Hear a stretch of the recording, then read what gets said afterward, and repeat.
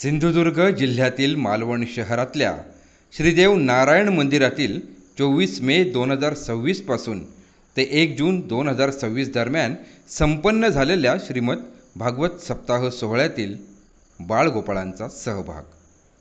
या सोहळ्यात पूर्वसंध्येपासनं म्हणजे 23 मे 2026 पासनं यजमान, पुरोहित, निरूपणकार, आयोजक, भगवत भक्त, मान्यवर गावकर मंडळी, भाविक आणि सहभागी प्रत्येक जण यांच्यासोबत देऊळवाडच्या बाळगोपाळांचं यथाशक्ती समर्पण हा आध्यात्मिक जाणीवांच्या प्रशंसेचा घटक ठरला आहे. मालवणच्या देऊळवाड्यातील बाळगोपाळ मंडळींची विविध कार्यक्रमातली सात्विक सक्रियता आणि एकात्मिक शिस्त सर्वश्रुत आहे.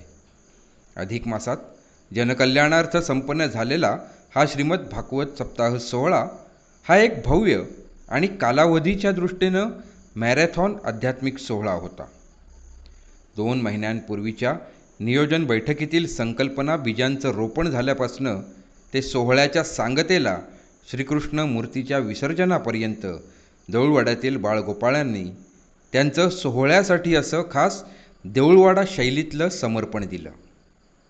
आधुनिक युगातील प्रोटोकॉल, कॉर्पोरेट कार्यपद्धती, संरचनात्मक कार्यपद्धती अशा सगळ्याचा प्रत्यक्ष प्रत्यय या सोहळ्यादरम्यान येत होता आणि थेट सहभागासोबत सामाजिक, आध्यात्मिक आणि सर्वांगीण सुरक्षिततेसाठी भानाची जपणूक करणारा एक घटक म्हणून देऊळवाड्यातल्या बाळगोपाळांचा सश्रद्ध संच त्यांच्या परीनं 100% झटत होता.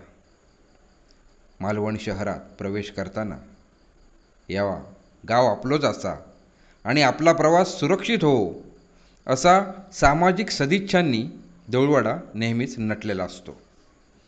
जकात नाका म्हणजे ऑक्ट्रॉय नाक्याचं प्रत्यक्ष दिसण्याचा काळही आता सरला आहे.